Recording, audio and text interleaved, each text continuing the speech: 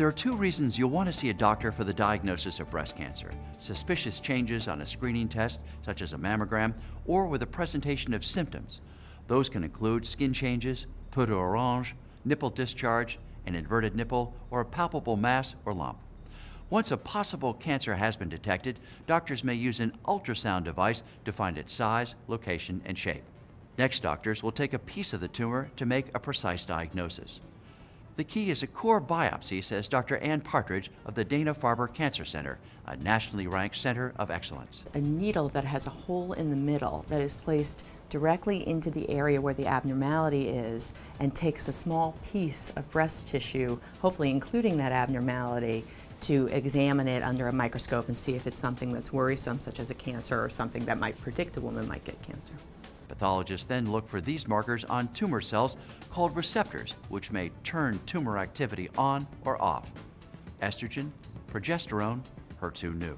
The other marker of risk that can be found on about 20% of women's cancers is something called HER2/neu, which when present or overexpressed generally means that a cancer is more likely to come back. The receptors help determine the best therapy for you. Doctors may also determine how aggressive the tumor is. On a scale of 1 to 3, and the scale is called the Bloom-Richardson scale, grade is a predictor of the biologic aggressiveness of that tumor. The OncoDiagnostic test takes a closer look at genetics. We're looking at the use of Oncotype DX in women with lymph node positive tumors.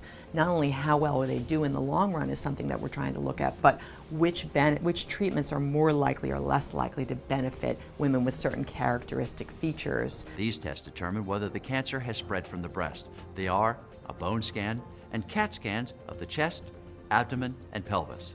Sentinel node biopsy is done to try and get the first node in the tree of lymph nodes where, if a cancer were to spread to the lymph nodes, it would be most likely to spread to that one first.